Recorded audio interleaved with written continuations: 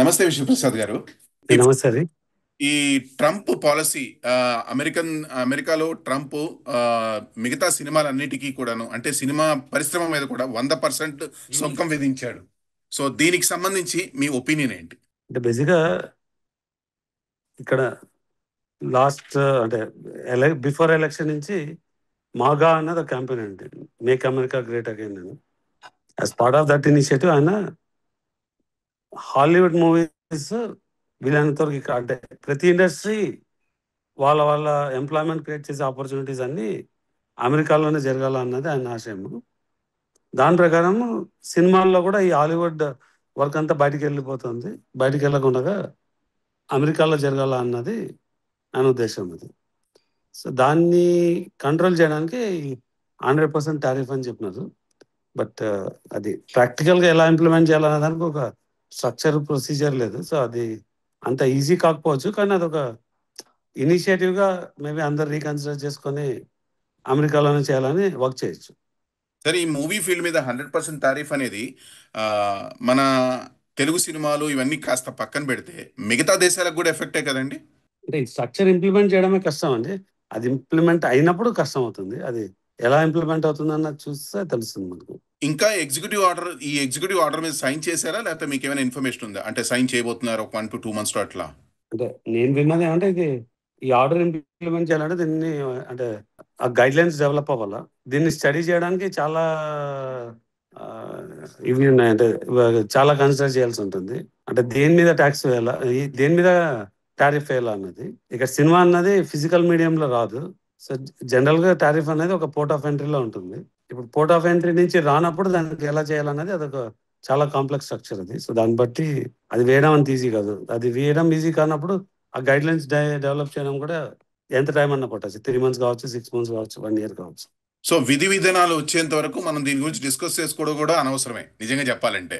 మనం అంటే ఏ ఏ విధంగా చెప్తున్నారు అంటే అంటే సార్, ఒక ఇప్పుడు ఇండియాలో తెలుగు సినిమా నిర్మాతగా దాని గురించి అంత ఆలోచించాల్సిన అవసరం లేదు అని. ఉమ్, ఇప్పుడు సో తెలుగు సినిమా పరిశ్రమకు సంబంధించి ఇండియాలో చిన్న పెద్ద తరహా నిర్మాతలు కానీ ప్రేక్షకులకు కానీ ఒక చిన్నపాటి ఆందోళన నెలకొన్నట్టు ఒక భయంకరంగా డిస్కషన్స్ జరుగుతూ ఉన్నాయి. అంటే ఇది ఓ సినిమాలు ఆపేస్తే పరిస్థితి ఏంటి అనేది. ఇప్పుడు వాళ్ళకి మీరు ఇచ్చే సందేశం ఏంటి? అంటే జనరల్ గా టారిఫ్ ఉన్నా లేకున్నా మనం కాస్ట్ కంట్రోల్ చేసుకుని క్వాలిటీ మీద ఫోకస్ చేస్తే దీని గురించి పెద్దగా ఆలోచించాల్సిన అవసరం లేదు. ఓకే, యాజ్ ఆఫ్ నౌ ఇప్పుడైతే ఏం భయపడాల్సిన అవసరం లేదు. అంటే నాకు తెలిసే అంటే మన దరిదాపుల్లో దాని గురించి పెద్దగా ఆలోచించాల్సిన పని లేదు. యాక్చువల్లీ మీదే పెద్ద సినిమా ఉంది సార్. ఇప్పుడు రాజాసాబ్ ఇట్లాంటివన్నీ పెద్ద సినిమాలు రిలీజ్ అవబోతున్నాయి. ఎనీవే సార్, వాటి మీద కూడా ఇంపాక్ట్ ఏముండదని మీరు అనుకుంటున్నారు ఇప్పుడు as of now?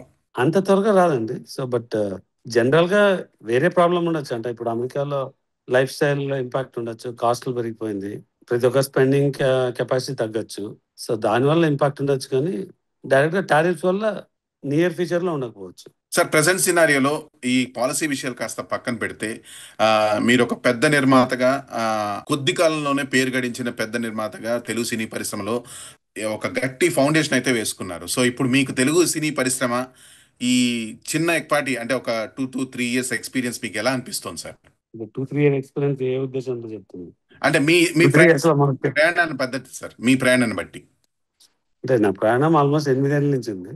Okay, 8 years sir. 8 years గురించి ఎలా, మీ మీ మాటల్లో చెప్పండి, ఎలా ఉంది మీకు తెలుగు సినిమా ఈ ప్రొడక్షన్ ఇదంతా? అంటే బేసిక్గా లాస్ట్ 2 years లో నేను కొంచెం ఈ ప్రొడక్షన్, కాస్ట్, క్వాలిటీ, ఈ కంట్రోల్స్ మీద ఎక్కువ ఫోకస్ చేశాను. సో మాకు ఒక 1 year ఈ ఓటీటీ మార్కెట్ పడిపోవడం వల్ల ఫస్ట్ ఇంపాక్ట్ మా ప్రొడక్షన్కి వచ్చింది. సో దానివల్ల ఒక 1 year లో కంటిన్యూస్ గా చాలా సినిమాల్లో డబ్బులు పోయినాయి, కొన్ని క్వాలిటీ ఇష్యూస్ చూసాను. యా, మోస్ట్లీ అది ఫిక్స్ చేసి అంటే we are coming with correct right movies అని అనుకుంటున్నా. So Mirai was successful. So ఒక రకంగా మేము పెట్టిన effort, in house VFX capability build చేయడం కానీ, ఒక హైదరాబాద్ టాలెంట్ ని మెజారిటీగా వాడి ఒక అంటే ఒక హాలీవుడ్ స్థాయిలో విఎఫ్ఎక్స్ చేయగలము అన్నది ప్రూవ్ చేయగలుగుతున్నాం అండి. అలా ప్రతి ఫార్మ్ ఆఫ్ ఆర్ట్ లో వర్క్ చేసి ఆ రిజల్ట్ రావాలని చూస్తున్నాం.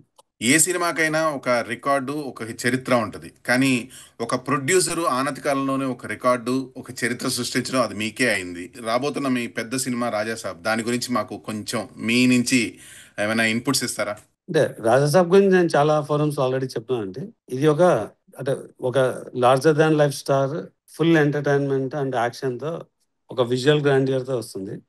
సో ఈ సినిమాలో మీరు ఏదైతే ఎక్స్పెక్ట్ చేశారో ప్రభాస్ గారి నుంచి, దానికి మించి you can see. Thanks a lot, sir. Thanks a lot for your kind time, sir. I wish you, in fact, Sakshi will be wishing you all the best for all your future endeavors as well as for Raja Saab, sir. Okay అండి, thanks Hari. Thank you, sir. Bye. Bye, sir. Thank you, sir. ఎప్పుడైనా ఎక్కడైనా మీ చేతిలోనే వార్తా ప్రపంచం. మీ మొబైల్లో, మీ కంప్యూటర్లో, మీ టీవీలో.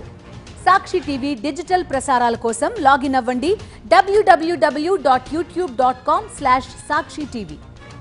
Subscribe సాక్షి TV YouTube channel.